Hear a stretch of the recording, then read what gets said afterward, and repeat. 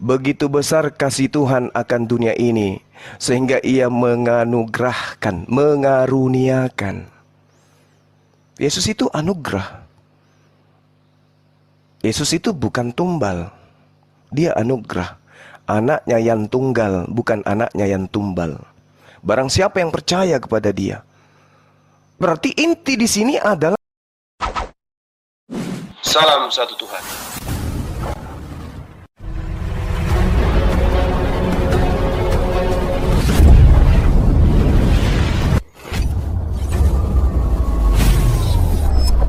Ya, pengantar ini singkat, para sahabat. Dukung semua ya, sahabat-sahabat kita, channel Densa News Muslim. Di like, di subscribe, di share sebanyak mungkin. Untuk supaya mencegah sahabat-sahabat kita di luar sana tidak terpengaruh terhadap pemurtadan. Semoga Allah memberikan selalu sikap istiqamah. Salam satu Tuhan, Allahu Akbar. Tidak mungkin mengimani pencipta langit dan bumi yang mereka sebut Hasem jadi manusia, dibunuh manusia. Ajaran ini hanya cocok untuk Roma dan Yunani. Yes dan yes. Itu yang terjadi. Makanya ada yang disebut kitab kanonik, kitab apokrifa. Kenapa demikian? Oh, ini yang cocok untuk Romawi Yunani, ini yang kagak. Yang cocok aja yang kita loloskan. Terjadi konsili-konsili, saling jabat tangan. Penyembahan terhadap Yesus resmi pada abad ketiga. Menjadi agama resmi kekaisaran. Kenapa enggak menjadi agama resmi Yahudi? Sinagoge mengganti Tuhan mereka dengan Yesus. Kenapa?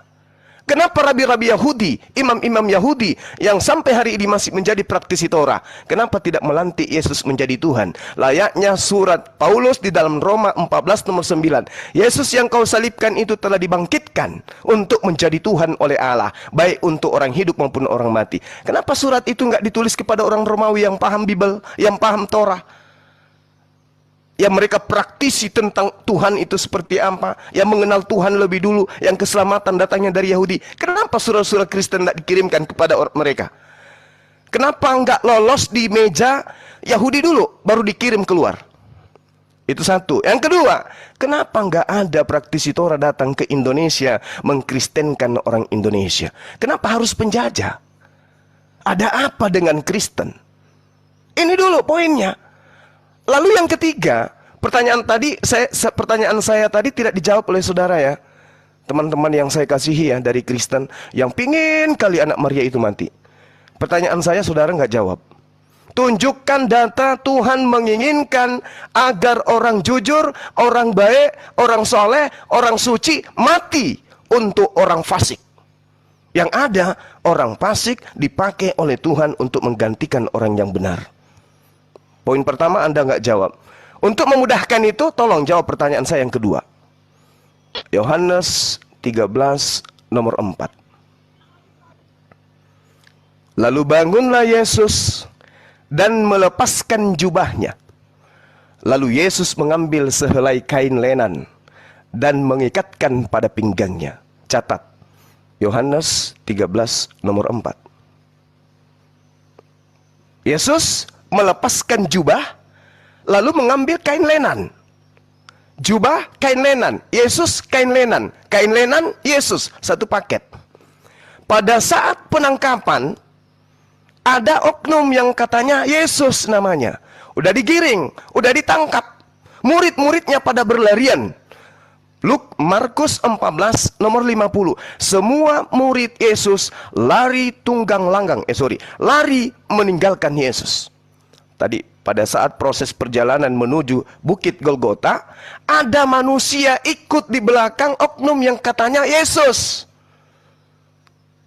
Lalu mau ditangkap juga. Padahal sasaran utama Yesus. Kenapa mau nangkap orang lagi? Ada orang di belakang oknum yang katanya Yesus, pingin ditangkap, seketika melepaskan kain lenan yang ada pada dirinya, lalu lari dengan telanjang. Pertanyaan saya, siapa yang menggunakan kain lenan ini? Tunjuk satu data di dalam kitab perjanjian lama baru, ada oknum murid Yesus menggunakan kain lenan. Ketika Yesus katanya Yesus, ditangkap, digiring, ada oknum di belakangnya menggunakan kain lenan. Begitu ingin ditangkap, kain lenannya dilepas, lari dalam keadaan telanjang. Pertanyaan saya, sopo iki? Siapa dia yang menggunakan kain lenan lari meloloskan diri? Dan ada apa pingin ditangkap? Bukankah sasarannya sudah ditangkap? Jawaban untuk itu karena karena tentara Romawi tidak mengenal yang mana yang bernama Yesus. Karena Yesus bisa merubah-rubah. Sekarang pertanyaan kedua saya buat teman-teman saya yang saya sayangi. Tunjukkan data Anda yang menggunakan kain lenan selain Yesus yang asli adalah si Fulan. Silakan. Oke, jadi saya mau jawab yang kedua dulu tadi, yang kenapa tidak ada orang Rabi Yahudi yang kemudian datang ke Indonesia terus mengkristenkan orang-orang di Indonesia? Karena tadi yang sudah saya jelaskan, orang-orang Yahudi pun menolak dia, tidak menganggap dia, bahkan sebagai rabi pun mereka tidak menganggap Yesus. Nah, itu salah satu alasan. Jadi bukan hal aneh kalau ada orang Yahudi kok nggak ada ke Indonesia untuk mengkristenkan. Orang Yahudi saja menolaknya dia. Itu satu. Yang kedua, tentang soal siapakah yang soal kain lenan tadi, saya belum kupas di ayat itu. Silakan yang lain kalau mau ditambahkan, silakan. Aku tambahin deh. Bung Enoch sambil cari jawaban yang lain ya. Itu kain lenan itu yang waktu Yesus mengikatnya pada kain lenan itu kan untuk membasuh kaki kan. Untuk membasuh kaki para murid. Jadi ada peristiwa Paskah di situ, dia untuk membasuh kaki para murid supaya kalau untuk Katolik dia akan menyatakan Ekaristi supaya nanti peristiwa itu bisa dikenang sama generasi-generasi kita sekarang. Nah, itu maksudnya Bang Zuma itu kain lenan itu yang itu kan? Coba aku tanya sedikit dulu. Iya, betul. Yesus menggunakan kain lenan. Dan yang lari melepaskan diri itu, yang lari di belakang oknum yang ditangkap itu melepaskan kain lenan. Tolong tunjukkan ada murid lain yang menggunakan kain lenan. Silakan. Kalau di data kita sih memang muridnya pada kabur ya, nggak ada murid lain ya, cuma Yesus doang ya. Yes.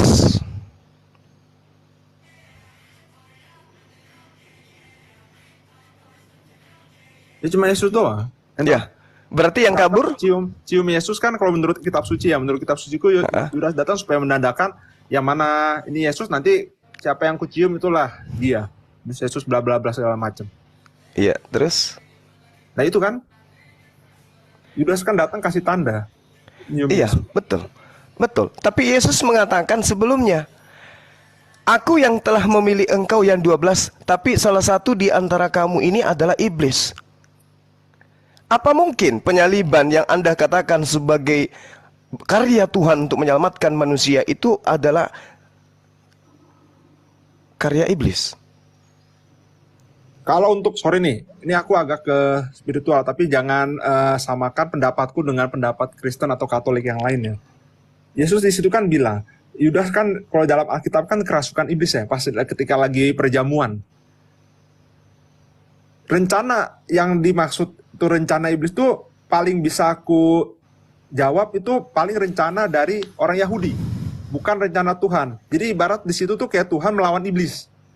Iblis merasuki Yahudi supaya nangkep Yesus, Tuhan yang dengan posisi kayak gitu karena mencintai umat Yahudi jadinya yaudah, bukan berarti Tuhan kalah di situ, karena tapi kan habis itu Tuhan bangkit, Yesusnya bangkit setelah itu. Paham nggak dengan peristiwa ini? Saya paham. Kata mengatakan saya paham. Ngalah bukan berarti kalah, karena Tuhan sayang semuanya, bukan cuma sayang anaknya doang, dia sayang semua makhluk. Yang setauku gitu. Ini pemahamanku. Jadi jangan ngeblame yang Katolik atau Kristen yang lain, bro. Itu aja sih. Oke, saya kasih data, Bung ya. Yesus datang meneguhkan hukum Taurat, menggenapi. Penggenapan itu menyempurnakan, bukan membatalkan. Itu dulu poinnya. Menyempurnakan. Menggenapi itu ketika dia 9, dicukupkan 1 lagi menjadi 10. Ketika dia 5, dicukupkan kembali menjadi 6 supaya genap. Ketika dia 7, dicukupkan jadi 8 supaya genap. Itu yang disebut penggenapan. Penggenapan itu penyempurnaan, bukan pembatalan. Sementara yang terjadi di Kristen itu pembatalan. Efesus 2 nomor 15, dengan matinya Yesus di atas tiang salib, Dia telah membatalkan hukum Taurat beserta segala perintah yang ada di dalamnya.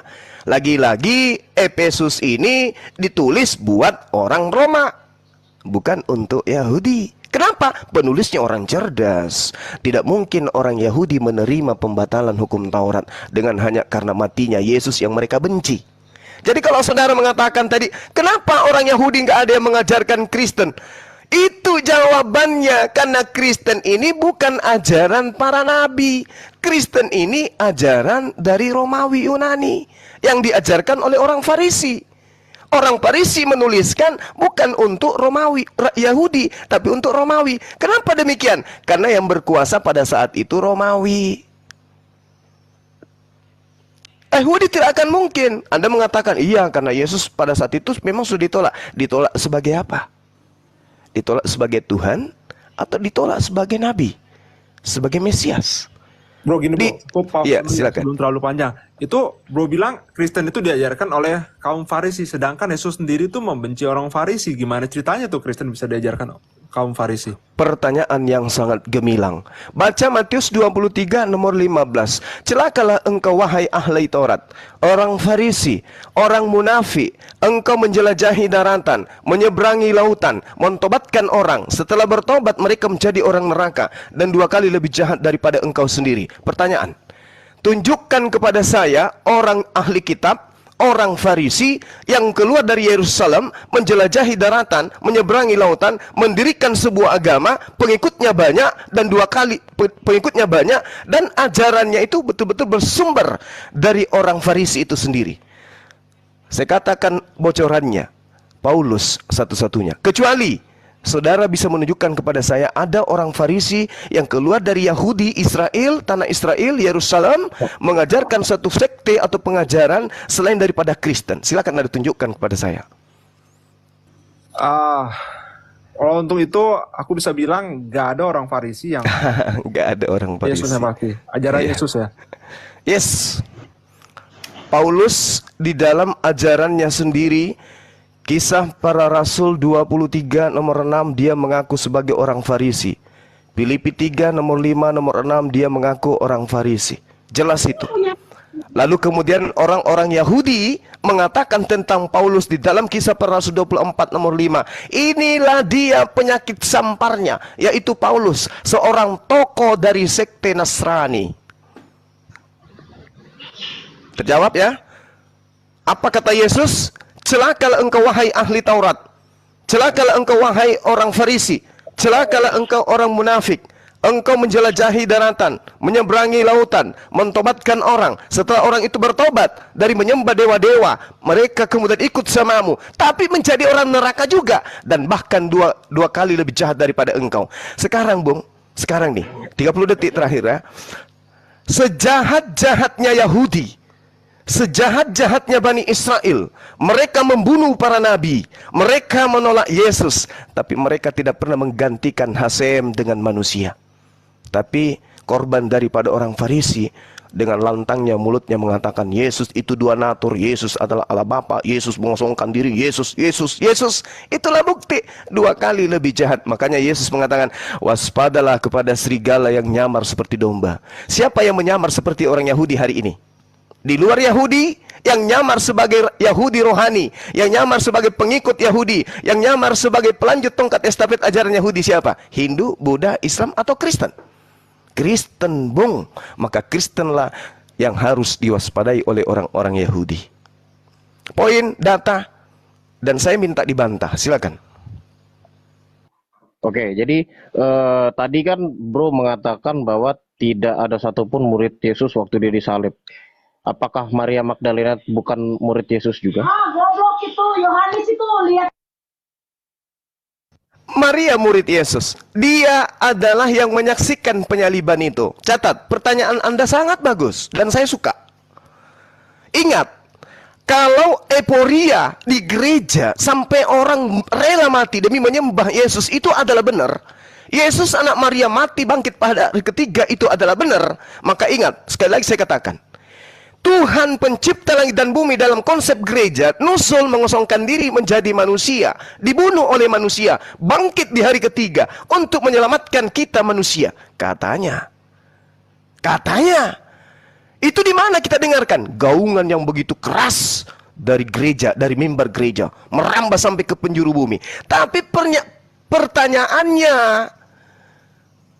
apakah ada satu dari ke-11 murid, atau 3.000 orang murid, atau 70 di antara murid, satu manusia pun yang datang menunggu detik-detik bangkitnya Yesus dari kubur?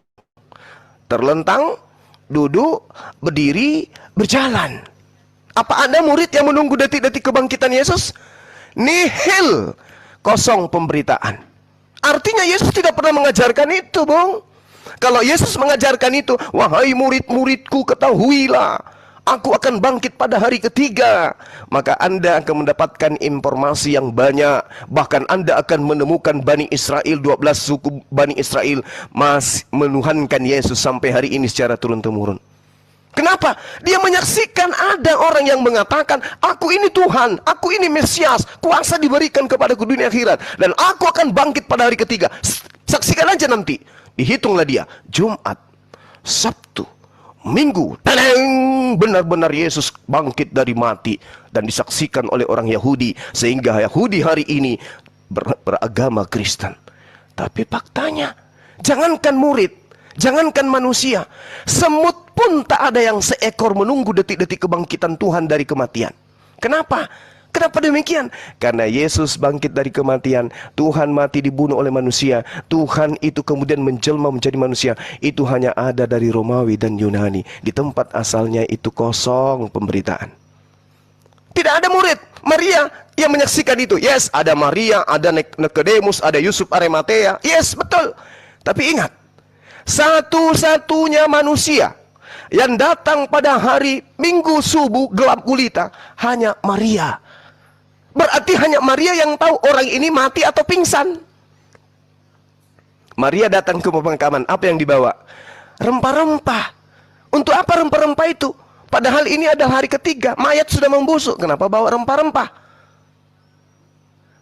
Berarti Maria tahu, ini yang di dalam kuburan ini sebenarnya bukan kuburan, goa.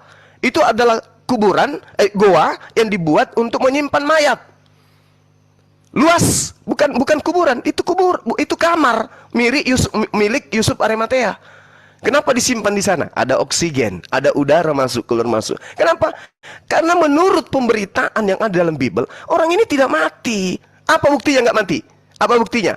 Maria datang membawa rempah-rempah untuk meminyaki luka, bukan meminyaki mayat, tetapi untuk meminyaki luka. Satu.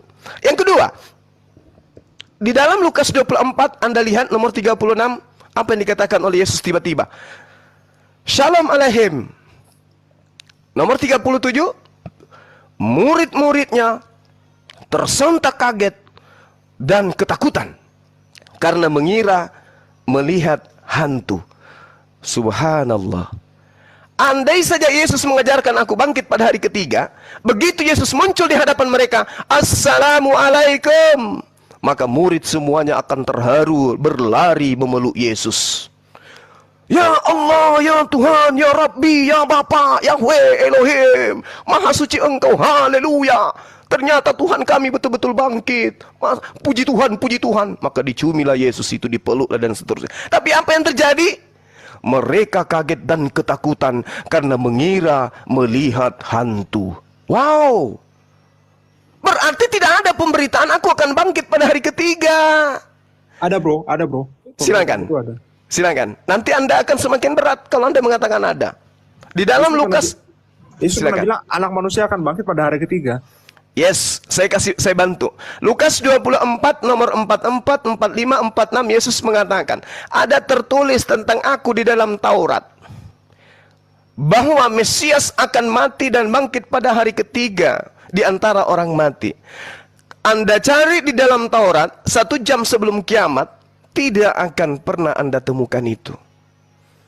Ada tertulis tentang aku bahwa Mesias akan mati dan bangkit pada hari ketiga. Tertulis di mana? Di Taurat. Di mana lagi? Di Mazmur. Di mana lagi? Kitab para nabi. Tunjukkan. Jangan tiga-tiga kitab. Taurat aja. Kalau ada tertulis Mesias mati dan bangkit pada hari ketiga di dalam Taurat atau perjanjian lama deh, cari Kejadian kah? Imamat kah? Bilangan kah? Tunjukkan kepada saya akan tutup Komal dan lembaga Mu'alaf Center yang saya dirikan akan saya bubarkan. Kalau Anda bisa menunjukkan kepada saya. Tapi Bung, saya sudah geluti Bible, berpuluh tahun saya belajar Bible, tidak pernah saya temukan di dalam Taurat ada Mesias mati dan bangkit pada hari ketiga di antara orang mati. Tidak akan Anda temukan. Artinya bahwa kebangkitan Yesus itu cerita hanya ada di Kristen. Ceritanya hanya ada di gereja Barat merambah sampai ke Indonesia. Ingat poinnya sudah 3 nih. Yang pertama tadi, yang ketiga. Yang pertama dan yang kedua dan yang ketiga sekarang. Siapa yang menggunakan kain lenan? Terus yang kedua, di mana tertulis di Taurat Mesias mati bangkit pada hari ketiga? Sudah 3 PR Anda. Oke. Jadi tadi Bro bilang tidak ada satupun murid Yesus waktu Yesus disalib. Jadi di sini dikatakan bahwa Yesus menyerahkan ibunya kepada muridnya yang dikasihannya di sampingnya. Ia berkata kepada ibunya, "Inilah ibu." Ya, sebentar. "Ini anakmu." Oke. Jadi yang mana yang benar ini? Maksudnya? Jadi tadi kan Bro bilang jadi murid Yesus itu semuanya lari waktu Yesus disalib. Terus ini Yesus sendiri bilang dia menyerahkan ibunya kepada muridnya untuk menjadi inilah ibu, inilah anakku kepada. Waktu Yesus ditangkap pada lari, bukan pas. Iya, itu mana muridnya di situ selain Maria? Mana? Siapa muridnya yang ada? Yesus melihat Kalau pas ibunya disalib dan ada Yohanes. murid yang dikasihinya. Iya, siapa Itu yang dikasihi di situ? Ya, tapi kan memang tidak dijelaskan namanya, tapi kan ada. Murid yang dikasihinya itu yang bersandar di dadanya itu siapa? Laki-laki. Ya siapa? Iya, Yohanes. Jadi ada murid laki-laki bersandar di dada Yesus gitu. Ya, Yohanes. Yakin? Yohanes. Yakin laki-laki bersandar di dada Yesus? Enggak. Kan tadi Bro bilang tidak ada, tapi di sini dijelaskan ada muridnya. Ada Iya, murid di situ. muridnya itu Maria. Maria itu Iya. murid Yesus. Nah, terus Ibunya, ibu, Berarti ada mamanya, kan mamanya, muridnya? mamanya. di situ juga ada ibunya, ada istri Klopas juga ada di sana. Terus Ya, yang menulis artinya kitab ada, Pak. saudara Lukas, Markus, Yohanes, Petrus, Paulus, kemana mereka? Sembunyi mereka, sembunyi. Nah, lalu cerita tentang salib informasi dari mana?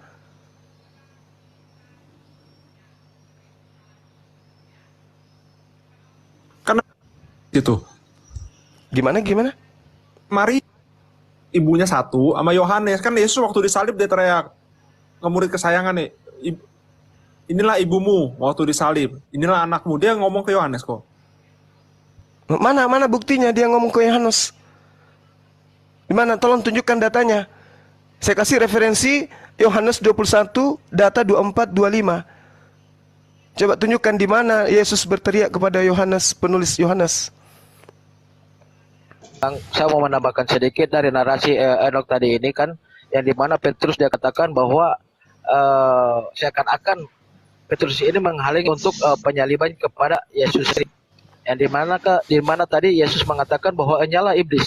Bahwa di sini seakan-akan Bang Henok ini juga memperkuat dalih bahwa Yesus ini siap untuk disalib seperti itu. Jadi kalau kita membaca dalam Alkitabiah ya, yang mana dalam Lukas 6 nomor 16 itu Yudas kan di situ menjadi pengkhianat, di situ yang dikatakan.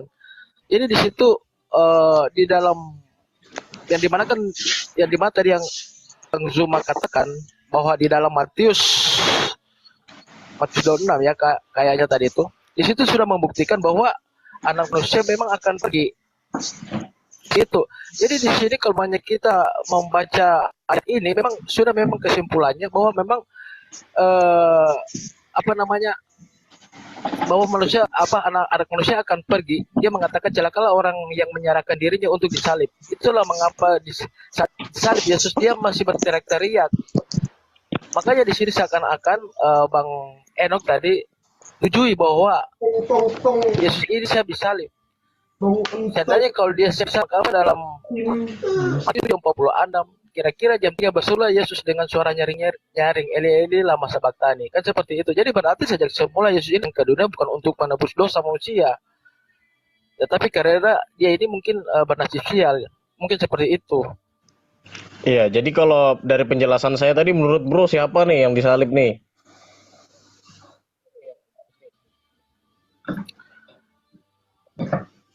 Jadi di sini saya mengatakan kepada Anda tadi itu seakan-akan Anda ini Heeh. Oh enggak, saya cuma mengatakan membacakan Yesus ini apa siap yang untuk saya disalib. pelajari ya, oh. Saya cuma menyatakan apa yang saya pelajari dan tertulis. Saya tidak pakai tafsiran dan lain-lain. Maksudnya kemudian saya mau minta kesimpulan saja dari yang saya jelaskan. Tadi kan Bro menanggapi apa namanya pernyataan dari saya. Maksudnya kalau memang dia maksudnya dari arah pembicaraan tadi, nah kemudian siapa yang disalibkan begitu? Kalau memang bukan Yesus. Ini bapak marah. Ya orang fasik. Kalau saya ditanya, saya jawab orang fasik, pengkhianat. Oh iya, namanya enggak tahu ya. Jelas itu Yudas kan dalam kitab saudara yang disebut pengkhianat, kan beliau. Oh iya, jadi yang bunuh diri bukan Yudas ya. Nah itu cerita yang muncul belakangan, bukan? Prosesi terjadi penyaliban, kemudian muncul sebuah kitab yang menceritakan itu. Tidak diceritakan Oh, salah. sebelum kejadian. Sebelum penyaliban. Sebentar, saya bukakan. Silakan. Iya, silakan.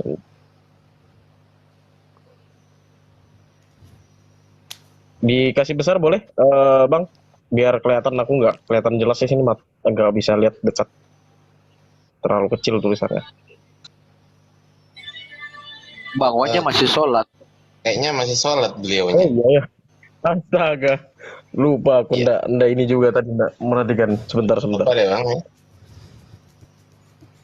Perkuat argumentasi saudara ya terkait kematian Yudas karena saya akan membantai itu. Iya, silakan. Oke. Pada waktu Yudas yang menyerahkan dia, melihat bahwa Yesus telah jatuhi hukuman mati, menyesallah ia, lalu ia mengembalikan uangnya 30 perak itu kepada imam-imam kepala dan tua-tua, dan berkata, aku telah berdosa karena menyerahkan darah orang yang tidak bersalah. Tapi jawab mereka, apa urusanlah kamu itu sendiri? Itu urusanmu sendiri. Maka ia melemparkan uang perak itu ke dalam bait suci, lalu pergi dari situ dan menggantung diri. Kemudian disebutkan lagi di perjanjian baru juga, saya lupa di mana. Nah, itu di situ tapi ditulis dengan perut terbelah. Nah, kemudian saya mencari referensi lain dalam tafsiran-tafsiran di luar, maksudnya untuk membahas yang satunya lagi karena terjadi perbedaan pendapat, point of view yang berbeda karena di kitab selanjutnya itu dijelaskan perut dia jatuh kemudian perutnya terbelah. Nah, namun ada penjelasan logis dari kisah yang ada di ayat ini waktu dia menggantungkan diri. Kemudian kalau orang gantung diri membusuk, lalu ketika dia mayat itu jatuh, itu bisa terjadi ini pembengkakan badan. Kemudian pas terjatuh itu maka terbelahlah badannya. Itu yang saya dapatkan. Nah peristiwa ini yang dijelaskan yang di layar ini sebelum penyaliban. Bisa dibuka nanti. Ya, boleh saya bantai ya? Silakan. Oke, jadi kalau saudara mengatakan bahwasanya alur cerita sesuai dengan konsep yang ada kemudian, satu hal. Yang pertama menceritakan bunuh diri dengan cara menggantung. Yang kedua, perutnya terbelah, jatuh tertelungkup, dan seterusnya. Nah, ini satu hal yang sudah terindikasi dua pemberitaan yang berbeda. Lalu kemudian Anda mencoba untuk menyusun cerita itu. Lalu bagaimana dengan waktu kematiannya?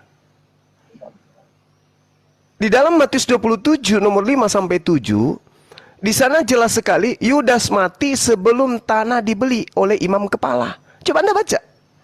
Yudasnya mati sebelum tanah dibeli oleh imam kepala. Tapi kalau Anda melihat Kisah Para Rasul 1 nomor 18, Yudas mati setelah dia membeli tanah. Mana yang betul?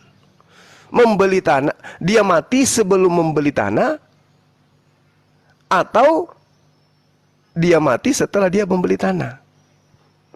Mana yang benar? Kontradiksi, mau lari kemanapun tetap salah. Lalu kalau kita melihat dari oknum yang membeli tanah, Matius 27 nomor 6 sampai nomor 7, yang membeli tanah adalah para imam kepala. Itu jelas. Tapi kalau kita lihat di dalam Kisah Para Rasul 1 nomor 18, yang membeli tanah adalah Yudas itu sendiri. Kebohongan yang ketiga. Banyak hal. Saya bisa menunjukkan sampai kebohongan kelima atau sampai keenam. Tapi ini aja dulu Anda renungkan. Apa mungkin kemudian ada cerita yang kontradiksi untuk menutupi kemudian cerita bahwa Yesus yang mati, bukan Yudas. Ini semua sebuah propaganda yang kemudian tidak kompak antara penulis Kisah Para Rasul dan penulis Matius. Yang satu mengatakan mati sebelum membeli tanah, yang satu mengatakan mati setelah membeli tanah. Yang satu mengatakan yang membeli tanah adalah imam, yang satu mengatakan yang mati yang membeli tanah adalah Yudas itu sendiri. Kebohongan. Jadi iman boleh ada, tapi harus bertumbuh. Bertumbuhnya iman dengan ilmu, bukan dengan doktrin. Ilmu. Oh, Yudas itu bunuh diri. Oke, apakah hanya sampai di situ? Pelajarin kok poinnya. Jadi ketika Tuhan mengatakan, kalau saudara mengatakan Yesus itu harus mati karena Petrus berkhianati, di dalam Matius 16 nomor 23, enyahlah iblis, engkau suatu batu sandungan bagiku, sebab engkau bukan memikirkan apa yang dipikirkan oleh Tuhan, melainkan apa yang dipikirkan oleh manusia. Petrus mau Yesus itu diselamatkan dari penyaliban. Itu maunya Petrus, tapi maunya Allah gimana? Maunya Allah, Yesus itu ditangkap, tapi sebelum ditangkap, ada orang yang menggantikan dia, dan penyaliban itu terjadi. Itu maunya Allah. Sebab engkau bukan memikirkan apa yang dipikirkan oleh Allah. Apa maunya Allah? Keluaran 23 nomor 7. Jangan kau membunuh orang yang tidak bersalah. Yesus bersalah. Apa salah Yesus? Kenapa harus dibunuh? Ternyata pembunuhan dan penangkapan Yesus itu diasaskan terhadap kesaksian-kesaksian palsu yang dilakukan oleh imam-imam Yahudi, rabi-rabi Yahudi. Matius 22, Matius 26. Yesus ditangkap dari hasil rekayasa kesaksian-kesaksian palsu. Apakah Anda rela memberikan seorang anak untuk dibunuh dengan berdasar kesaksian palsu? Inilah anakku yang kukasihi, kepadanya aku berkenan. Dengarkanlah dia. Yesus harus didengarkan, bukan dibunuh. Lalu kemudian, ini terakhir ya, supaya kita ini pelajari lagi, utamanya teman-teman saya yang Kristen ini. Di dalam kitab saudara Lukas 22 nomor 16, Yesus berjanji tidak akan makan roti Paskah selain nanti di kerajaan surga. Lukas 22:16. Di situ Yesus berjanji, aku tidak akan makan lagi roti, ya, selain nanti di hari kebangkitan. Tetapi Lukas 24 nomor 30, Yesus makan roti. Mana yang benar ini? Yesus makan roti atau Yesus tidak makan roti? Berarti ada yang berjanji tidak makan roti, tetapi ada yang disangka Yesus makan roti. Ada dua kejadian. Kemudian di dalam Matius 26 nomor 29, Yesus berjanji, aku tidak akan minum anggur lagi sampai nanti di kerajaan Allah. Itu Yesus yang betul itu. Yang asli itu berjanji, tidak akan minum anggur lagi sampai nanti di hari kebangkitan, di hari kerajaan, yaitu di hari penghakiman. Itu janjinya dia. Tetapi di Yohanes 19:30, di situ ada orang disalibkan, sebelum dia mati dia minum anggur dulu. Berarti ada dua oknum yang berbeda. Satu berjanji tidak minum anggur, berjanji tidak makan roti, yang ditangkap dan yang disalib makan roti dan minum anggur. Sama enggak kira-kira oknumnya? Tidak sama bagi orang yang berpikir. Nah, terakhir, sabar. Terakhir, di Kisah Para Rasul 29 nomor 19. Tetapi mereka hanya berselisih paham tentang dia, tentang soal-soal agama mereka. Mereka berselisih paham. Tentang seorang bernama Yesus, mereka berselisih paham. Yang sudah mati, sedangkan Paulus katakan dengan pasti bahwa dia hidup. Mereka berselisih paham tentang seseorang yang bernama Yesus.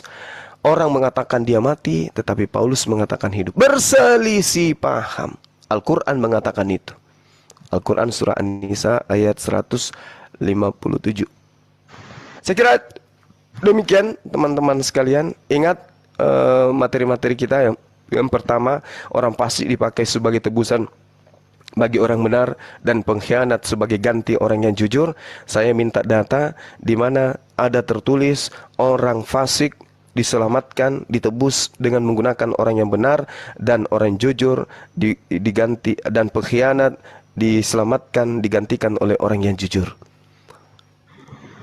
Karena kalau kita melihat di kisah Abraham diminta oleh Allah mempersembahkan anaknya, tetapi anaknya ini jujur, dia ikhlas, rela menerima apa yang kemudian Tuhan berikan, lalu Tuhan ganti dengan binatang.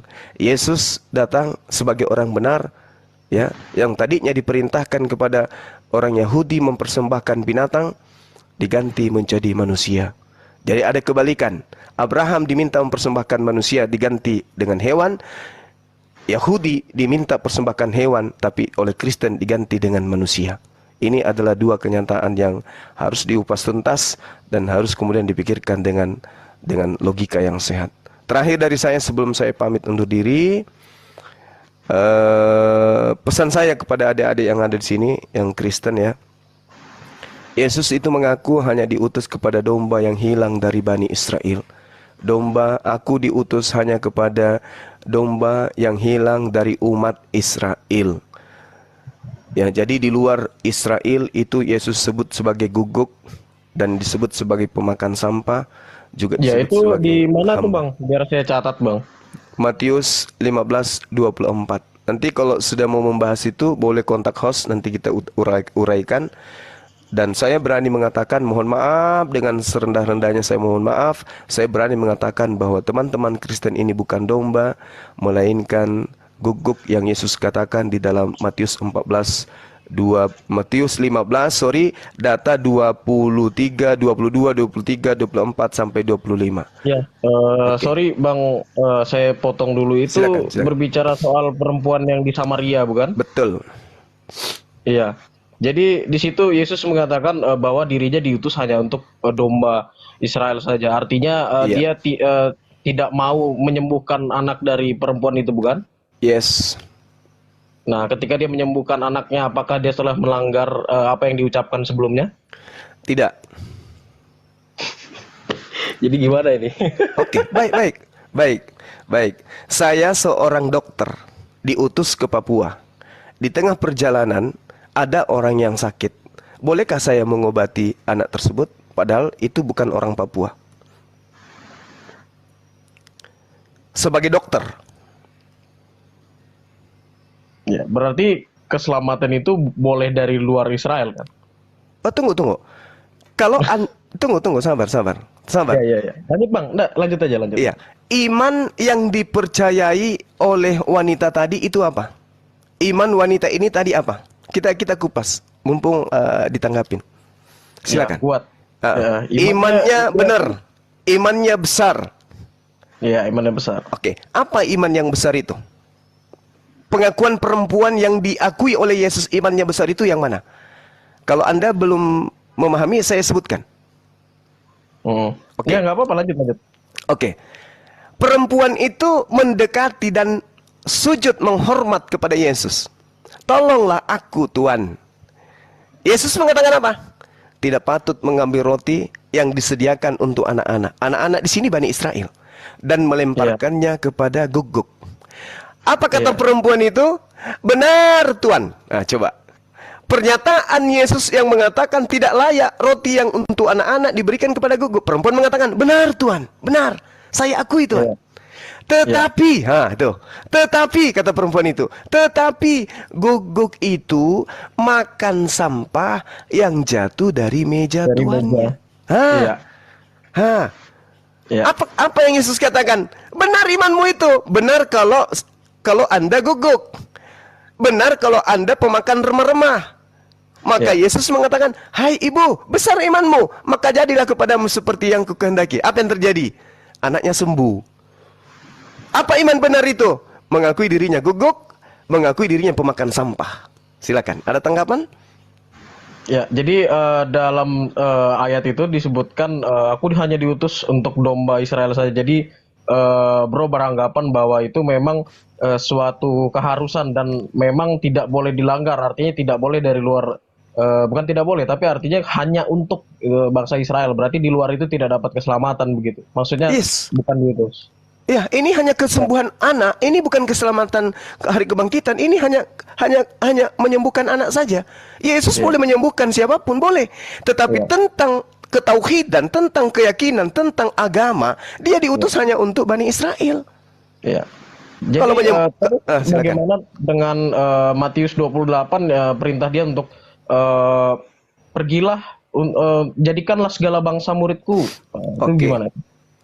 Baik. Mari kita lihat. Jadikanlah semua bangsa muridku. Ya. Ya, kita lihat ya. Nanti saya arahkan Anda ke original teksnya. Matius 28 nomor 19 kalau nggak salah itu ya. Oke. Karena itu pergilah jadikanlah semua bangsa muridku dan baptislah mereka. Oh, enak kali ini kalau kita lihat ini. Karena itu pergilah jadikanlah semua bangsa muridku. Iya. Hah. Yang pertama yang harus disadari, kalau ini dianggap benar, data ini dianggap benar, yang pertama, orang di luar Yahudi harus dijadikan hamba atau murid? Ya. Murid. Murid. Murid. Berarti bukan hamba. Maksudnya gimana sih? Kan dia minta menjadikan murid. Iya. Ya murid, Iya kan? tulis saja murid, ya murid. Iya. Dia mengatakan Mateu teusate. Dia murid. Nah, Kalau orang menjadi murid, apakah guru itu Tuhan? Oh, itu lain lagi, lain pembahasan lagi, lain. Oke, lain pembahasan lagi. Baik, mari kita masuk ke dalam original teksnya. Apa yang dikatakan original teksnya? Poreu tentes matai teusate. Apa arti Indonesia yang sebenarnya? Jadikanlah murid semua etnos muridku. Semua etnis muridku. Jadikanlah murid semua ras muridku. Yang mau dijadikan murid adalah ras. Ras siapa? Ras muridku. Itu original teks. Iya. Tapi lembaga kitab Anda memplesetkan. Jadikanlah semua bangsa muridku. Matius 28 19 sebentar saya cek dulu. Silakan. sambil dicek saya mau nambahkan kalau salah di Alkitab ada tertulis bahwa Tuhan tuh ngadain pesta dan di pesta itu tiba-tiba anak-anak Allah itu nggak ada yang hadir. Ini ibarat kata tuh dari ajaran Yesus perumpamaan dia ada tertulis seperti itu. Nah pas hari jadi dia undang semuanya di luar anak-anak dia. Itu sih yang aku bisa sampaikan. Kenapa kok Yesus bilang jadikanlah semua bangsa muridku, itu karena Israel udah nolak dia mentah-mentah sampai ditangkap. Sabar. Oke, ada tanggapan lain? Saya pakai satu device jadi saya tidak bisa buka interlinearnya untuk saya lihat. Nanti saya akan cek Oke. lagi nanti. Oke. Cuma kalau memang harusnya untuk bangsa Israel saja, harusnya di situ dituliskan ke-12 suku Israel atau kepada domba Yehuda atau ya intinya kepada suku Israel. Tapi kenapa di situ bangsa ditulis bangsa? Oke. Original teksnya di sana jelas dikatakan etnos. Ketika berbicara etnos itu etnis. Kalau Anda paham etnis, berarti Anda tahu etnis itu ras.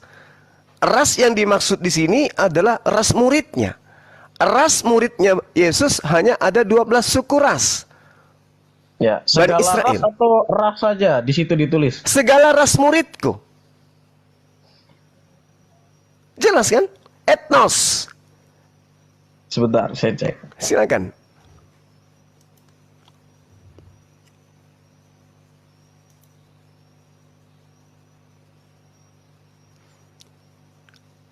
Penguat data itu adalah salah satunya Matius 10 nomor 5 nomor 6. Yesus berpesan kepada ke-12 muridnya agar jangan ke bangsa lain. Ya. Nah, penguat kedua, Biar tidak menyimpang saja. ya jangan menyimpang ke bangsa lain, tapi pergilah kepada murid-muridku yang hilang dari Bani Israel. Itu penguat Iya, pertama. maksudnya itu sebagai komando utama dulu, bukan berarti tidak boleh yang lain, tapi kan artinya yang menjadi utama, sama seperti waktu Yunus diperintahkan untuk ke Niniwe, tapi dia lari ke Tarsis. Nah, itu salah satu penyimpangan. Itu sorry, itu sebelum Yesus Sama seperti ditangkap kan ya? perintah Paulus, Roh Kudus kepada Paulus untuk tidak mengabarkan Injil di Asia Kecil. Bukan berarti dia tidak boleh ke Asia, tapi dia lari ke seberang dulu, saya lupa di daerah mana. Tapi dia tidak jalan ke Asia Kecil dulu. Itu supaya dia tidak menyimpang. Oke, baik. Di luar Bani Israel itu tidak dianggap umat, tidak dianggap bangsa. Saya kasih pola pikir yang kedua pada saudara terkait tema ini. Yang pertama Matius 10 tadi, data 5, data 6. Itu pesan Yesus kepada muridnya. Murid yang taat tidak mungkin melanggar. Yang kedua, Hakim-Hakim 20:26. Kemudian pergilah semua orang Israel, yakni seluruh bangsa itu. Seluruh bangsa ini maksudnya apa ini? Apakah seluruh bangsa yang ada di atas muka bumi ini? Sebentar, ini di Hakim-Hakim atau di Matius ini? Hakim-Hakim 20:26. Nanti saya akan kasih data kepada saudara. Berapapun data yang Anda butuhkan terkait domba. Domba itu hanya untuk Bani Israel. Tidak ada di luar Bani Israel. Di luar Bani Israel itu disebut goyim. Yang ikut masuk ke dalam tengah-tengah Yahudi disebut serigala atau guguk.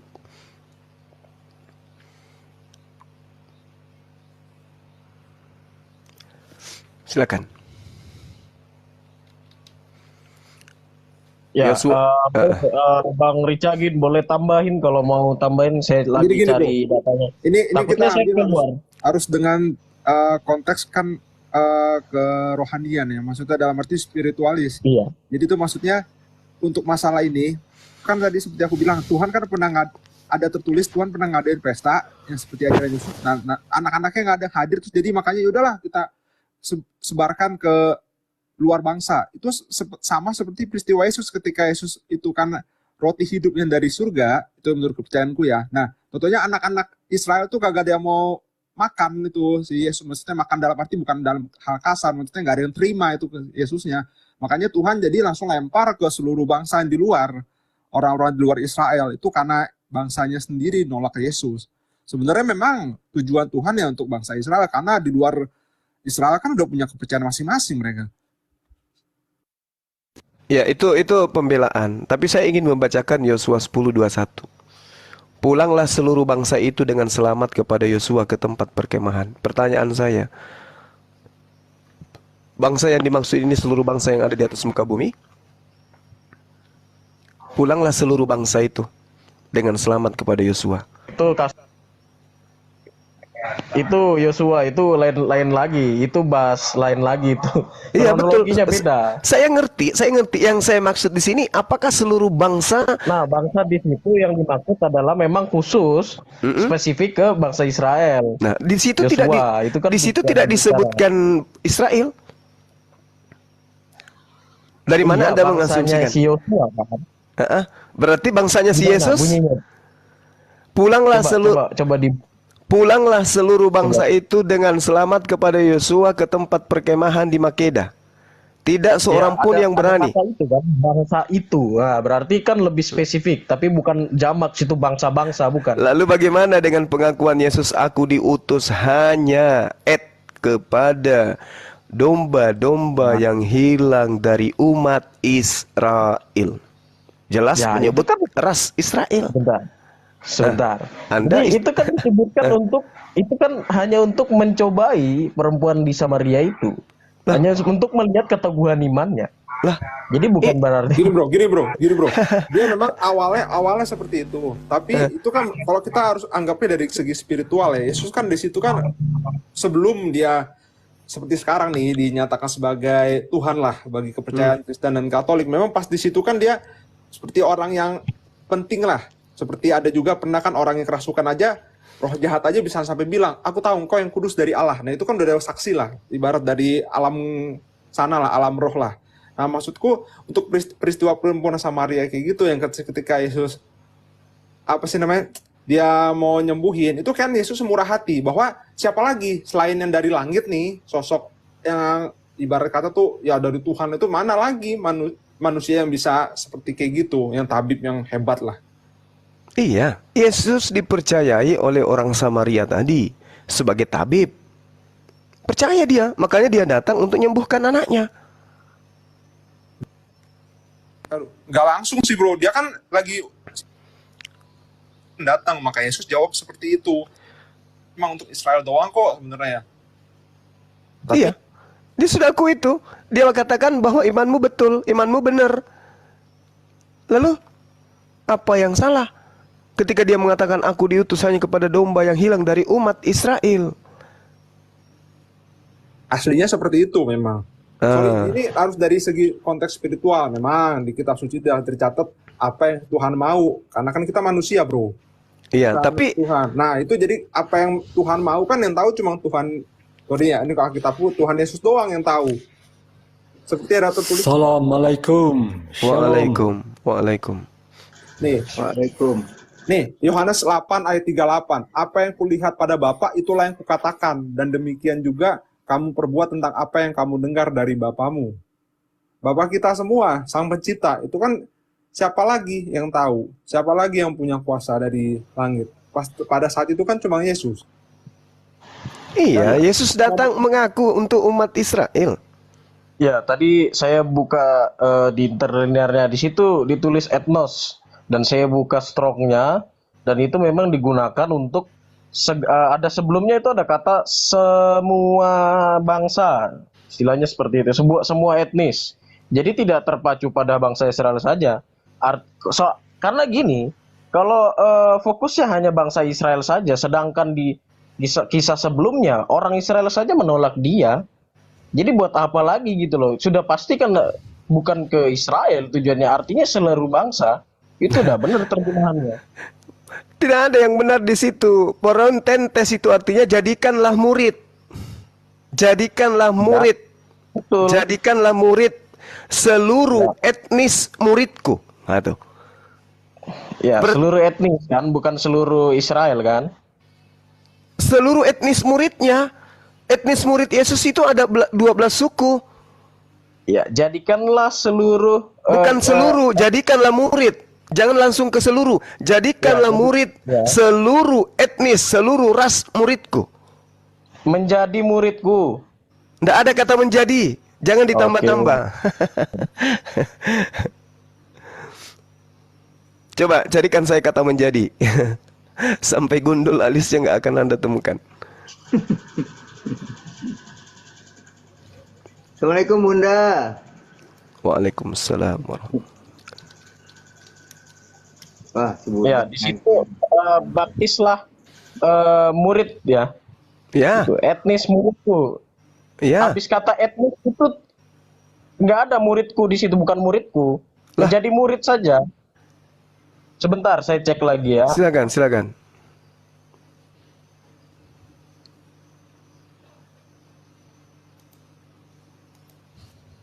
Oke, di situ dibilang baptizing them, mereka. Iya, itu murid, itu murid yang ras daripada muridnya itu yang dibaptis. Anda bukan ras muridnya. Di situ tidak ada kata ginomai. Tidak ada kata ginomai di sana bahwa mereka yang bukan dari ras murid harus menjadi murid. Tidak ada. Dia hanya mengatakan jadikanlah murid ya, Etnos, etnos, ya. ras, murid. baptizing. Oh, belum sampai ke situ. Baptising di situ baptising. Iya, Langsung setelah baptising. dikatakan bahwasanya etne baptisan itu merujuk kepada orang-orang yang berasal dari etnisnya dia yang dibaptis. Gini bro, tapi setelah mereka terima Roh Kudus, kan itu seluruh bahasa kan mereka bisa ngomong. Nah, terus? Kalau dalam kitabku tertulis ada bahasa di luar bangsa Israel loh. Ada dari mana, ada dari Arab juga loh kalau nggak salah. Iya, terus kan memang Aku pernah mereka baca Jadi mereka berarti memang Coba kalau gini nih, kalau memang cuma sampai sebatas di ayat itu, nggak ada peneguhan di ayat yang pas dapat bahasa roh untuk seluruh dunia yang orang pada kaget kok kita bahasa lainnya bisa pada ngomong. Nah itu berarti memang, tapi kan ini ada. ya Anda lupa. Ya, Ada penambahan bahwa dalam kuasa Roh Kudus itu dia bisa Apakah saudara tidak pernah pelajari bahwasanya Septuaginta itu hadir dikarenakan orang-orang Yahudi sudah tidak paham lagi bahasa Ibrani? Iya, tahu. Nah, tahu kan? Makanya kitabnya mereka diterjemahkan. Sedangkan yang disebut domba, Yeremia 23 nomor 3. Aku sendiri akan mengumpulkan sisa-sisa kambing dombaku dari segala negeri kemana aku mencerai beraikan mereka. Ya. Berarti Maksudnya? ya, artinya bahwa Bani Yakub itu sudah tersebar ke seluruh penjuru bumi. Benar, Nah, itu benar. inilah yang diminta oleh Yesus untuk dijadikan sebagai murid, bukan Anda. Yakin. Yakin Yeremia 50 nomor 17, Israel adalah seperti domba yang dicerai beraikan. Anda bukan Israel, Anda bukan Bani Israel. Nah, terus Jadi perang saudara itu, setelah perang saudara itu kan akhirnya Tuhan mencerai beraikan mereka. Itu udah lama ya. iya memang, makanya Yesus datang setelahnya kemudian diutus kepada domba yang hilang dari umat. Umat siapa? Umat Israel. Kenapa hilang? Karena mereka sudah dicerai beraikan oleh Tuhan. Baca Yeremia 23 nomor 8. Ya. Demi Tuhan yang hidup, yang menuntun dan membawa pulang keturunan kaum Israel keluar dari tanah utara, dari segala negeri kemana ia telah menceraikan mereka. Mereka akan tinggal di tanah mereka sendiri. Itu jelas itu. Itu di mana? Di mana? Di mana? Di dalam Yeremia 23 nomor 8. Iya. Jadi maksudnya Tuhan Yesus itu bukan untuk kita itu. Aku kan sorry ya. Bukan. Aku kan juga lahir. Bukan. Untuk kita ya. Bukan. Oke. Kalau gitu gini, kalau gitu Siap. kita harusnya apa nih? Agama yang Bukan. boleh kita anut apa, Bro? Kalau gitu. Kan Nah. Bro itu kan nggak Oke. boleh nih, karena itu untuk Yes. Israel doang. Kalau gitu agama kita apa dong kalau kayak gitu? Satu-satunya agama ya Islam. Oke. Jadi apakah nabi-nabi terdahulu bersyahadat juga? Yes. Termasuk Jelas. Nabi Adam. Nabi Adam mengakui Tuhan, syahadat itu persaksian bahwa Ya. Tuhan itu adalah yang ia kenal. Anda juga Ya. bersaksi, Yesus itu adalah Tuhan Anda. Itu syahadat Anda. Ya. Oh, itu syahadat ya, begitu ya. Iya, persaksian kan? Anda bersaksi, Bang Yesus Adi, itu boleh Tuhan kasih bagi Anda. sedikit biar nggak kemana-mana pembahasan saya tadi. Takutnya saya kemana-mana. Silakan.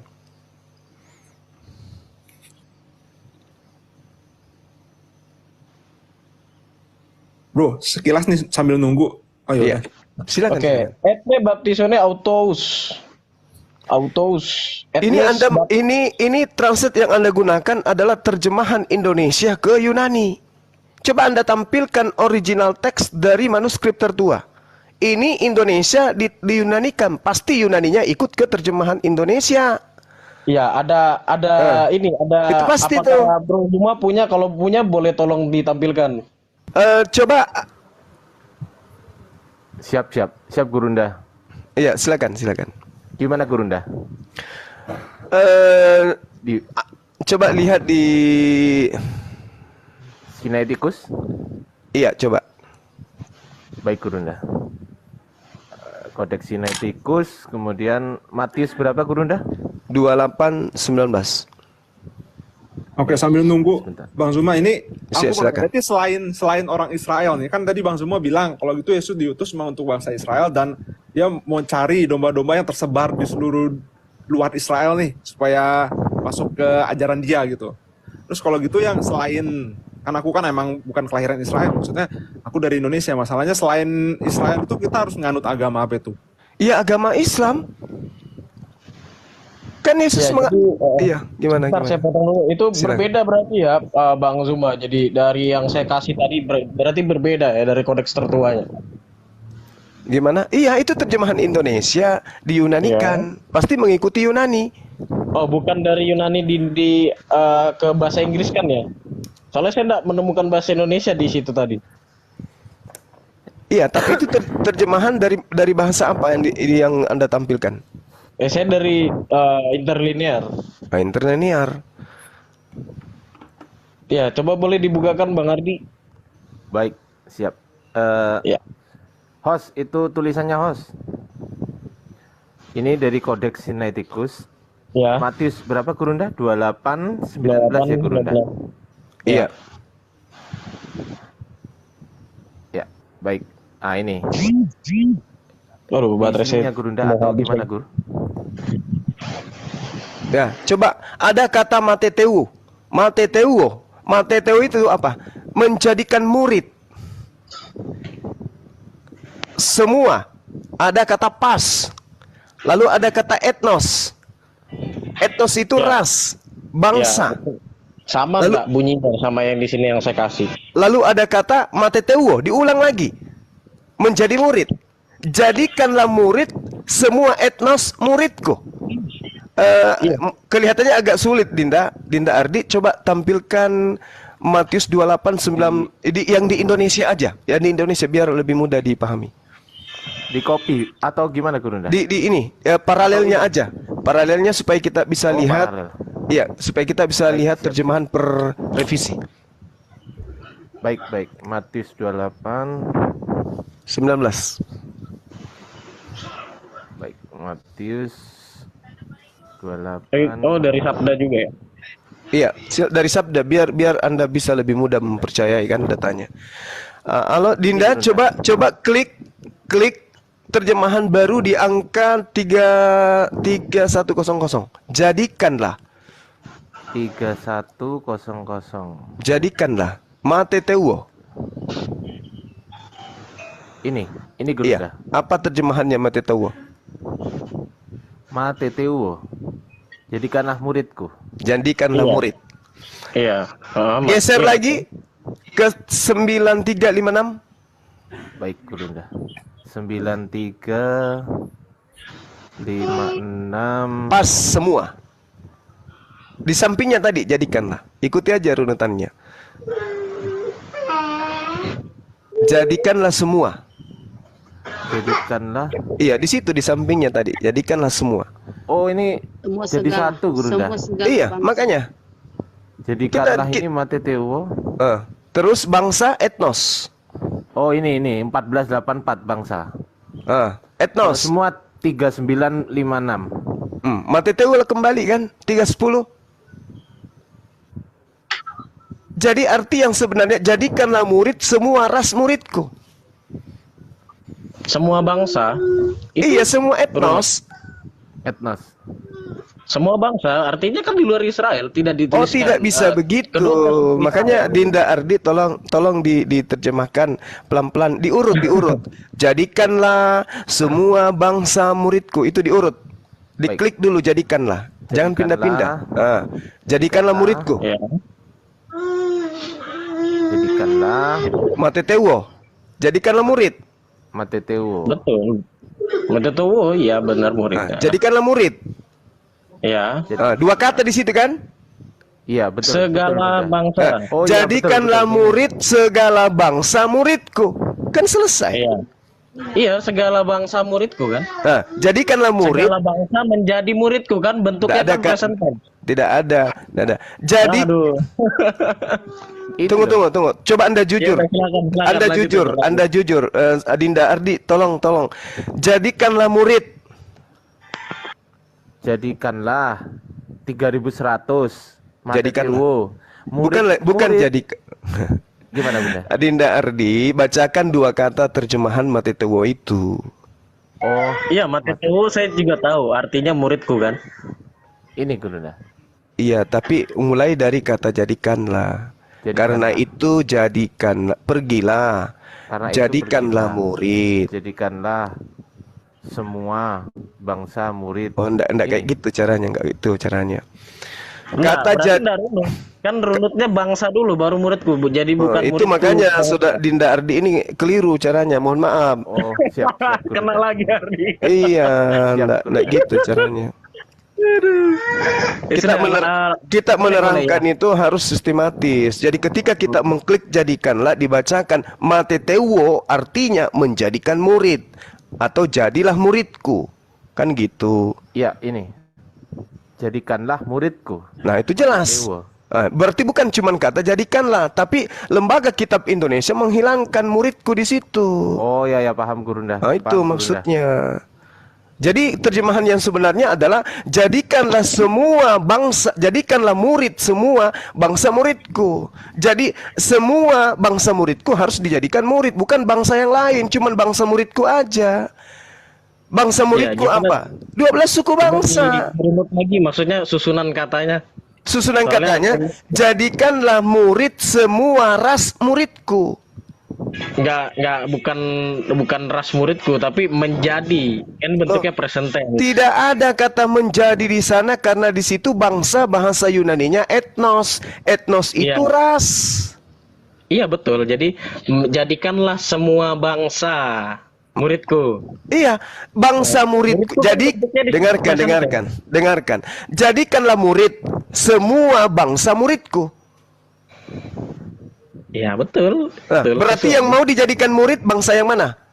Ya, semua bangsa, jadikanlah semua bangsa muridku. Nah, betul. Anda menyembunyikan kebenaran. Jadikanlah murid, dengarkan. Jadikanlah murid semua bangsa muridku.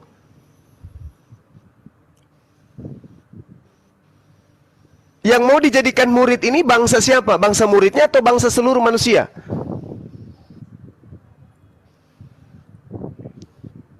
Jadikanlah murid. Jadikanlah murid semua bangsa muridku. Agak mundur sedikit bang, saya nggak bisa lihat. Ya, Dibesarin Dinda Ardi. ya. Ya, siap guru, nak maaf. Jadi berkesesuaian dengan pesan Yesus. Yesus Iya, betul. berpesan. Pergilah. Jadi pergilah kata diutus. Kata Pergilah. kerja. Pergilah. Ya, jadikanlah semua bangsa. Jadikanlah murid, jangan dihilangkan muridnya. Jadikanlah murid. muridnya. Ya, Ini jadikanlah dihilangkan ya, murid Gurunda, berarti ya? semua Iya, jangan bangsa. dihilangkan. Iya, kata muridnya dihilangkan di sini di terjemahannya. Oh, ya. Jadi ini bukan cuma jadikanlah, Pak. Iya, Ini ada bukan kata cuma murid. jadikanlah. Tadi saya Ini loh, kasih ini loh, Pak. interlinear kan. Tadi maunya di Sinaiticus juga, jadi saya ikut saja. Jadikanlah murid semua etnis muridku. Ah, ya. Siap. Lanjut. Saya dengarkan. Karena ini ganjil, Pak. Gini, Pak. Ini kan 3100 strong numbernya, Pak. Ini loh, Pak. Ini kan 3100. Ya kan? Kalau jadikanlah ini 3100, kenapa 3100 juga ada di muridku? Berarti Itu dia dia. kan? Betul. Ya berarti Nah, kan gitu. sudah sesuai yang Bang Saudara Ardiansa kasih. Maksudnya tadi kan Saudara Ardiansa sudah kasih yang tadi, yang maksudnya dari Sinaiticus sendiri kan, dari kodeksnya. Ya kan, kenapa pakai ini? Soalnya tadi kan katanya biar sesuai dari terjemahannya, biar tidak biar runut. Makanya kan tadi sudah diingatkan sama Bang Zuma, memang tidak runut. Kalau kita lari ke terjemahan lama pun sama. Terjemahan lamanya juga demikian nadanya. Lanjut. Saya dengarkan saya. Saya sudah capek ngomong masalahnya.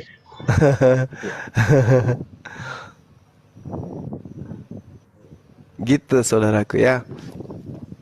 Jadi kembali kita kepada tema. Kasih Dinda Ardi, Anda luar biasa, Masya Allah. Jadi kita kembali kepada pengakuan Yesus sendiri. Jadikanlah muridku, betul. Iya. Gurunda. Jadi di situ jelas sekali dikatakan bahwa yang disebut kemudian domba itu adalah Bani Yakub, bukan kita. Jadi ada dua nih pesan Yesus. Yang pertama, waspadalah kepada serigala yang nyamar seperti domba. Maksudnya non-Yahudi yang nyamar seperti Yahudi, kan gitu. Jadi domba ini bukan hanya gelar biasa, domba ini memang gelar untuk Bani Yakub. Yeremia 50 nomor 17. Ya. Israel adalah seperti domba yang dicerai-beraikan. Ini Israel ini. Ya, itu di Yeremia kan? Yes. Ya, itu setelah perang saudara bukan, dari Israel Utara dan Israel Selatan. Iya, domba itu Bani Yakub. Itu dulu poinnya. Domba Iya, itu betul. Yeremia 23 nomor 3, Yeremia 22, 23 nomor 2 juga begitu adanya. Begitu juga data nomor 3. Dan aku sendiri akan mengumpulkan sisa-sisa kambing dombaku dari segala negeri kemana aku mencerai beraikan mereka. Iya. Siap. Gitu. Siap. Jadi kita yang bukan Bani Israel. Ya, gimana? Markus 16 ayat 15. Pergilah ke seluruh dunia, beritakanlah Injil kepada segala makhluk. Segala Iya. makhluk. Iya tidak apa-apa. Ini kita sedang menerima pemberitaan Injil Matius 28:19. Oh, Injilnya Markus 16 ayat 15. Paham, Pergilah paham, ke seluruh dunia paham. dan beritakan Injil Yes. pada segala makhluk. Yes, paham. Artinya ajaran Yesus kan di ajaran Yesus kan Evangelion kan Injil. Iya, ajaran Yesusnya memerintahkan kepada muridnya agar menjadikan etnis muridnya menjadi murid. Nih, lalu ia berkata kepada mereka, pergilah ke seluruh dunia. Iya, beritakan Injil tahu. kepada segala makhluk. Yes, nanti kalau saya minta tanda-tanda ini akan menyertai Anda akan kelabakan. Betul. Jadi Meracun jadi maksudnya di situ. Jadi maksudnya di situ, Bung. Maksud daripada pengakuan data yang kalau menurut pakar itu adalah tambahan. Maksudnya adalah beritakan Injil Yang mana kepada tuh Bang? Tambahan Bang. Anda baca Markus ya, Lukas ya. 16 ayat 15 Markus. sampai 20. Markus 19 tambahan. 16, Oke. Markus 16. Markus 16. Baik. Di situ Yesus loh langsung yang ngomong. Lalu ia berkata kepada mereka, pergilah ke seluruh dunia, beritakanlah Injil kepada segala makhluk. Siapa yang Baik. percaya dan dibaptis Baik. akan diselamatkan, tetapi Ya, siapa yang tambahan tidak percaya itu. akan dihukum. 16 berapa? Tambahan. Oke. Markus itu hanya sampai 8. Markus 16 ayat 8. 15 sampai 20. 9 sampai 15. 20 itu tambah.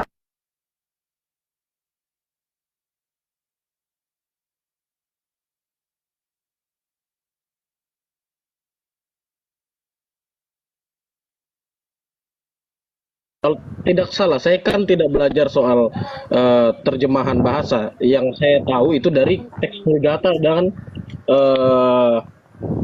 Latin ya kalau tidak salah. Papirusnya Cuman nggak ada, saya, Bang. saya catat saya dulu ayatnya, maksudnya yang mana yang ditambah. Jadi nanti saya cari kebenarannya, apakah benar-benar ditambah atau memang ada sumbernya, memang ada kodeksnya. Nanti saya cari. Emang nggak ada. Oh iya, nggak apa-apa, saya Papirusnya catat. nggak ada, itu udah jelas itu. Nah, Papirusnya sekarang nggak ada. Ya Sekarang- kan nggak semuanya dari papirus. Ada juga Oke. yang dari sumber lain. Oke, baik. Nah, sekarang kalau minta Yesus kepada muridnya agar beritakan Injil kepada segala makhluk, pemberitaan apa yang harus sampai ke kita? Yaitu cinta kasih Ya. nomor 1 hukum Ya. dia. Oke. Ajaran cinta kasihnya Iya. nih, cintailah musuhmu. Oke. Injil itu Doakanlah artinya bagaimana evangelion. dekatilah orang yang membutuhkan. Oke. Itu ajaran Baik. dia itu. Satu-satu dulu. Pergilah ke seluruh dunia, beritakanlah Injil kepada segala makhluk. Oke? Nah. Oke. Apakah termasuk pemberitaan Injil itu bahwa Yesus mengaku dia diutus hanya kepada domba yang hilang dari umat Israel? Beritakanlah kepada seluruh makhluk bahwa Yesus datang sebagai juru selamat untuk domba yang hilang dari umat Israel saja. Apakah termasuk itu yang harus diberitakan? Oh, nggak tahu, nanti silakan simpulkan. jadi Bro, ini dari pemahamanku ya, pemahamanku Iya, tentang silakan. spiritualis ya. Jadi Yesus tuh kan tahu di luar Israel itu banyak kepercayaan masing-masing yang pada penyembah berhala. Dia Iya. Tuhan sebenarnya nggak mau ganggu mereka, tapi Iya. karena ada hal penting yang karena juga ada peristiwa yang bakal ditangkap, jadilah muncullah ini seperti ini. Dan nggak ada salahnya sih sebenarnya memahami pelajaran Yesus yang kasihlah musuhmu. Iya, itu bagus. Nah, Betul, kan itu nggak masalah bagus. sih. Nah, sekarang permasalahan. Boleh saya kasih tanggapan, brother? Iya, silakan, Pak. Oke, saya mau kembali dulu di ketika ada seorang wanita ya yang meminta anaknya disembuhkan. Kita tahu latar belakang dari orang Yahudi dengan non orang Yahudi ya.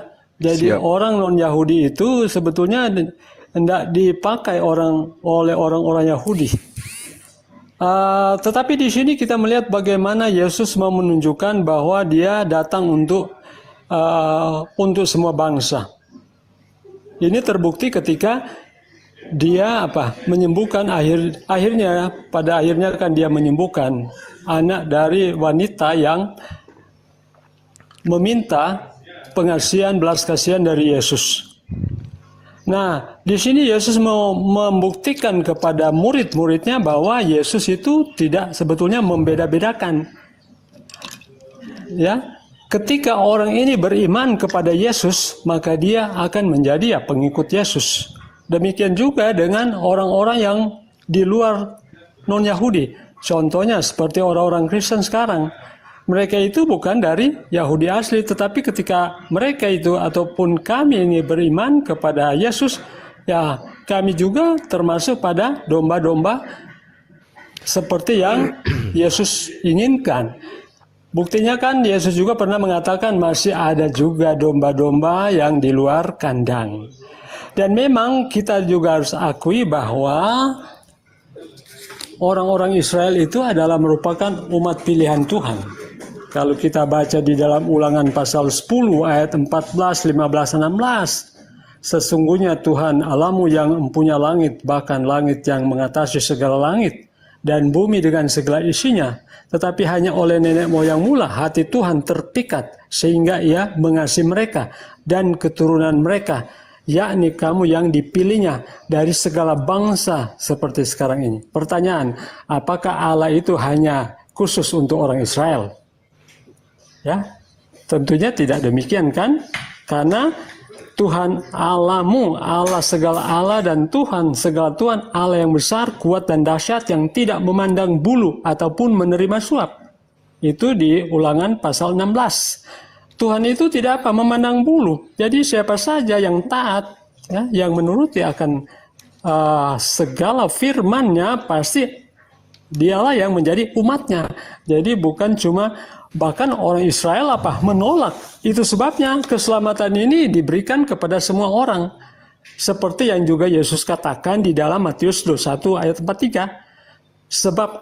Sebab itu aku berkata kepadamu bahwa kerajaan Allah akan diambil daripadamu dan akan diberikan kepada suatu bangsa. Nah, siapakah suatu bangsa ini? Ya, kerajaan Allah akan diambil daripadamu, ya, dan akan diberikan kepada suatu bangsa yang akan menghasilkan buah kerajaan itu. Jadi sebetulnya keselamatan itu untuk semua bangsa. Memang harus diakui bahwa umat Israel itu adalah umat pilihan Allah, tetapi mereka menolak. Tadi teman-teman Kristen juga sudah mengatakan, ya mereka itu menolak. Sehingga keselamatan ini diberikan kepada siapa saja. Contohnya, seorang wanita yang meminta pengasihan dari Yesus. Akhirnya kan Yesus menyembuhkan anaknya. Karena iman. Demikian juga kita ketika kita beriman kepada Tuhan, siapa saja, bangsa siapa saja, pasti Dia akan menerima kita. Dalam Matius 8 ayat 12-13 juga dikatakan, aku berkata kepadamu, banyak orang akan datang dari timur dan barat dan duduk makan bersama-sama dengan Abraham, Ishak dan Yakub di dalam kerajaan surga. Apakah ini hanya ditujukan kepada orang Israel, kepada domba-domba itu?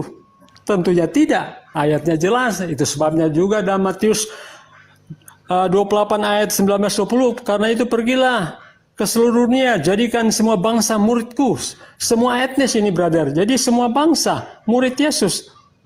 Jadi tidak terbatas kepada satu etnis, satu bangsa, tetapi semua bangsa. Karena memang Allah itu kan Allah untuk semua bangsa. Allah itu bukan cuma Allah bangsa Arab. Allah itu bukan hanya untuk bangsa Israel, tetapi semua bangsa. Ya. Kalau misalnya Allah itu cuma bangsa Israel, berarti bangsa Indonesia itu tidak termasuk. Kalau misalnya Allah itu cuma khusus untuk bangsa Arab, berarti orang Indonesia tidak termasuk dong. Allah itu adalah Allah untuk semua bangsa. Tetapi ya memang harus kita akui ya, umat Israel itu adalah umat pilihan. Tapi sayang sekali mereka keras tengkuk. Akhirnya keselamatan itu diberikan kepada bangsa-bangsa yang lain. Sebab Tuhan Allahmu Allah segala Allah dan Tuhan segala Tuhan, Allah yang besar, kuat dan dahsyat yang tidak memandang bulu ataupun menerima suap. Jadi saya kira tanggapan saya itu, brother. Oke, Kasih. baik. Oke.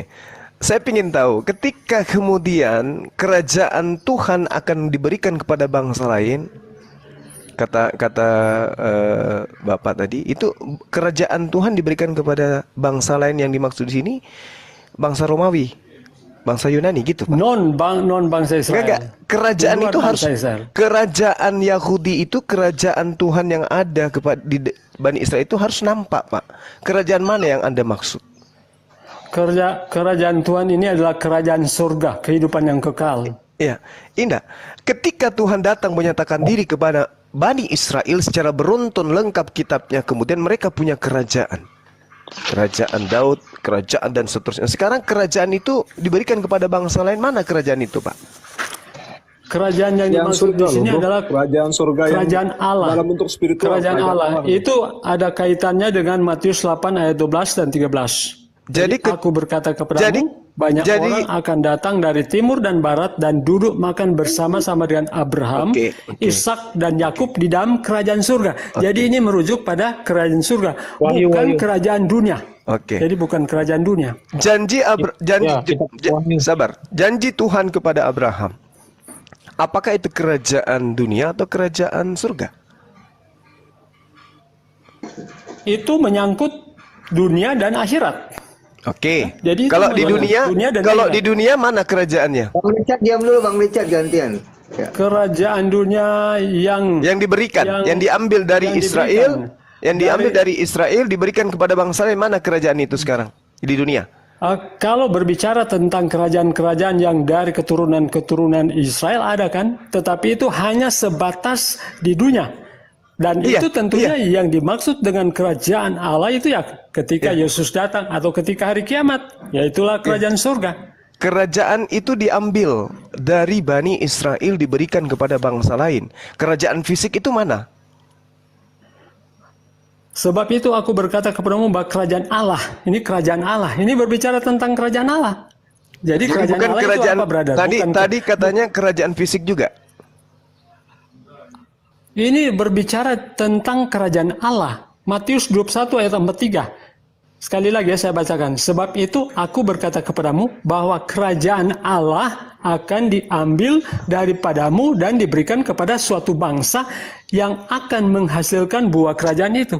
Jadi bukan mana bangsa berbicara itu? tentang kerajaan dunia, tetapi apa? Kerajaan Allah. Mana kerajaan itu? Kan diberikan kepada sebuah bangsa. Kerajaan mana yang Anda maksud? Kerajaan itu yaitu apa? Yang non-Yahudi, yang percaya kepada Allah, yang beriman. Siapa itu, Pak? Mana kerajaan itu? Kerajaan bangsa di luar Yahudi itu yang mana? Ya kerajaan Allah, brother. Surga yang nantinya akan diberikan. Kerajaan itu kerajaan bangsa. Di Matius itu kerajaan Allah, brother. Ia tahu kerajaan yang diberikan kepada Abraham dan keturunannya itu adalah kerajaan Allah. Kerajaan Allah itu menyangkut surga. Di dunia juga ada kerajaan Tuhan yang diberikan kepada Abraham dan keturunannya. Itu berbicara tentang dunia, ada juga. Nah, itu dia makanya. Mana kerajaan kerajaan Israel akan diambil dan diberikan kepada bangsa lain itu, bangsa yang lain ini siapa? Mana kerajaannya? Jadi penekanan yang saya bawakan ini adalah kerajaan Allah, bukan kerajaan dunia. Berarti kerajaan yang diambil dari Bani Israel? Tidak ada kerajaan dunia yang diambil dari bangsa Israel, tidak ada. Lalu apa yang diberikan kepada bangsa lain? Sementara Bani Israel masih menyembah kepada Tuhan yang benar. Yaitu kerajaan Allah. Kalau kerajaan Allah berarti mereka tidak lagi menyembah Allah. Karena sudah diambil, diberikan kepada bangsa lain. Tidak semuanya. Karena ada juga bangsa Israel yang taat. Contohnya nabi-nabi. Nah, berarti belum diberikan. Secara rohani belum diberikan. Secara jasmani nggak ada. Ada yang tetap berpegang teguh, ada juga yang tidak. Jadi bagi yang tidak berpegang teguh, mereka keluar, terlempar dan digantikan oleh bangsa-bangsa non-Yahudi. Itu yang dimaksud itu makanya saya katakan kerajaan Allah itu adalah mereka menggaungkan asma Allah, mereka menggaungkan nama Tuhan mereka, mereka memuliakan siang dan malam Tuhan mereka. Orang akan datang berbondong-bondong, berlimpah-limpah hartanya untuk disajikan kepada Tuhan mereka. Itu mana kerajaan itu? Itu kerajaan Allah ketika akan datang kiamat. Mereka akan apa? Ya, makanya baca di Matius juga 8 ayat 12-13. Aku berkata kepadamu, banyak orang akan datang dari timur dan barat dan duduk makan bersama-sama dengan Abraham. Ya, itu di surga.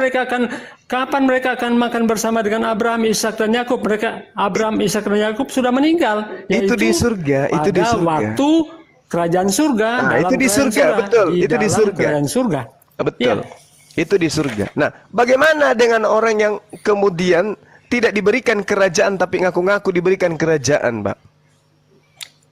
Tidak ada orang yang mengaku-mengaku kemudian tidak diberikan kerajaan. Karena ketika kita beriman, ketika kita mempercayai Allah, pasti kita akan diselamatkan dengan menuruti, bukan cuma sekedar percaya, tetapi menuruti akan perintah-perintahnya, pasti kita akan diselamatkan. Oke, kembali. Perintahnya jelas hanya untuk Bani Israel. Utusan-utusan yang datang hanya untuk Bani Israel. Sabar. Allah yang kita sembah adalah Allah alam semesta. Ya, betul itu. Betul. Mazmur 147, Tuhan memberitakan firman-Nya kepada Yakub, ketetapan-ketetapannya dan hukum-hukumnya kepada Israel.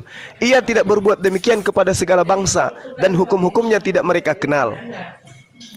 Terus, Anda di mana di sini pada saat Tuhan mengukuhkan ini melalui Daud? Bahwa ketetapan dan hukum yang datang kepada Bani Israel itu hanya untuk ketetapan Bani Yakub. Saudara saya di mana? Pengkhotbah 12:13 ayat 14. Akhir kata dari segala yang didengar ialah takutlah akan Allah dan berpeganglah pada perintah-perintahnya, perintah Allah. Karena ini adalah kewajiban setiap orang Israel. Karena ini adalah kewajiban setiap orang. Setiap orang, bukan setiap orang Yahudi, bukan setiap orang Arab. Enggak. Salah Anda. Ketika orang salah. Ini jelas, brother. Akhir kata dari segala yang didengar ialah. Dengarkan sekali lagi. Sebelum terlalu jauh. Pengkhotbah 12:13 ayat 14. Akhir kata dari segala yang didengar ialah takutlah akan Allah dan berpeganglah pada perintah-perintahnya. Huruf besar, perintah Allah. Jangan Anda. Karena ini adalah kewajiban setiap orang. Ayat 14. Karena Allah akan membawa setiap perbuatan ke pengadilan yang berlaku atas segala sesuatu yang tersembunyi, entah itu baik, entah itu jahat. Bagaimana Allah akan menghakimi kalau dia tidak memberikan hukum kepada bangsa-bangsa? Iya. Jadi tolong pahami dulu. Apapun yang tertera di dalam kitabnya orang Yahudi, ketika dia berbicara bangsa itu mereka sudah paham untuk mereka. Kita jangan nyamar-nyamar masuk ke dalamnya. Kita jangan masuk-masuk karena yang mendapatkan gembala saat itu adalah Bani Israel. Anda baca data sebelumnya, data 11-nya. Mereka yang mendapatkan satu gembala. Emang siapa gembala di luar Bani Israel pada saat itu? Nggak ada, Pak. Jadi ketika dikatakan segala manusia, segala orang, segala bangsa, itu untuk mereka. Karena mereka adalah satu gembala. Coba Anda baca nomor 11-nya tuh. Memang ada gembala di luar Yahudi pada saat itu? Nggak ada. Makanya di Hakim-Hakim, Pak, terang sekali dikatakan, Hakim-Hakim 20 nomor 26. Kemudian pergilah seluruh orang Israel, yakni seluruh bangsa itu. Seluruh bangsa dikatakan di situ. Apakah Anda ingin menabrakkan pernyataan Tuhan di dalam Mazmur 147? Ia memberitakan firman-Nya kepada Yakub, ketetapannya dan hukum-hukumnya kepada Israel. Apakah Anda ingin mengatakan kepada semua orang, artinya orang semua? Lalu ini pernyataan Tuhan mau dikemanakan? Jadi kita jangan salah mentafsirkan dalil dari kitabnya orang.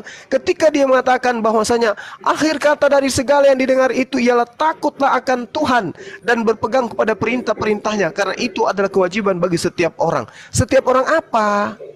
Setiap orang Bani Israel.